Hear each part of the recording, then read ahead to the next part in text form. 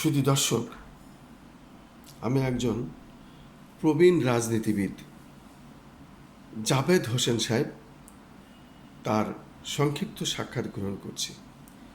ওনাকে আমরা গত নির্বাচনে ঢাকা 7 আসনে হামিদুর রহমান হামিদ ভাইয়ের নির্বাচনে বিশেষ ভূমিকা রাখতে আমরা দেখেছি এবং ঢাকা 7 আসন হামিদুর রহমান হামিদ ভাই বাংলাদেশ জাতীয়তাবাদী দল বিএনপি থেকে উনি নির্বাচিত হয়েছেন।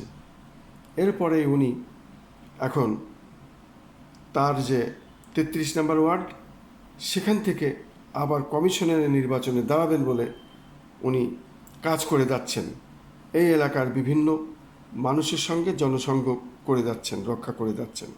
এই যে আপনি জনসংযোগ করে যাচ্ছেন, মানুষের আশেপাশে আপদে বিপদে সবসময় আছেন, আপনি কি মনে করেন যে আপনি নির্বাচনে দাঁড়ালে নির্বাচিত হবেন এবং নির্বাচিত হলে আপনি কি করবেন এলাকাবাসীর জন্য? আপনার নাম, পরিচয়, ঠিকানা দিয়ে বলুন। আমি বংশালসান অধীনস্থ 33 ওয়ার্ডের কর্মী, বিন্দু কর্মী। আসলে দলকে ভালোবাসি, হ্যাঁ, এটা আমার অভ্যাস হয়ে গেছে যে ভাই দলকে যা ভালোবাসে তার সঙ্গে সম্পর্ক রাখি এবং সম্পর্কের চেষ্টা করি। হ্যাঁ, আসলে দেওয়ার তো কিছু নাই, নিজেও সময় দুঃখ সুখের সাথে শেয়ার করি, তাদের যখন আমরা শুনি। হ্যাঁ, যে কিছু করার চেষ্টা করি।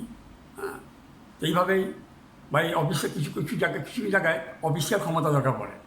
হ্যাঁ, তো সেই ক্ষমতা কারণ অনেকে ধর্ণা না দিয়া যদি সেই ক্ষমতা আমার কাছে থাকে তাহলে যে সেবার জন্য মানুষকে ধর্ণা দিই সেবার সেটা আমাকে যদি পাস করি সে দিতে হবে না, নিজে সেগুলো সল্ভ চেষ্টা করবো। হ্যাঁ, কারণ দেখা যায় একটা সাইনের জন্য একজন কাছে ধর্ণা দিতে হয়, একটা বিচারকের তাকে যেতে হয়।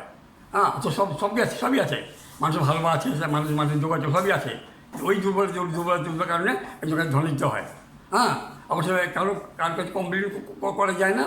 হ্যাঁ, তো চিন্তা করি যে নিজে যদি কিছু হই তখন তো পুরোপুরি সেবাটা অন্তত দিতে পারবো, সেই চিন্তা ভাবনা নিয়ে আমার নির্বাচনে অংশগ্রহণ করা।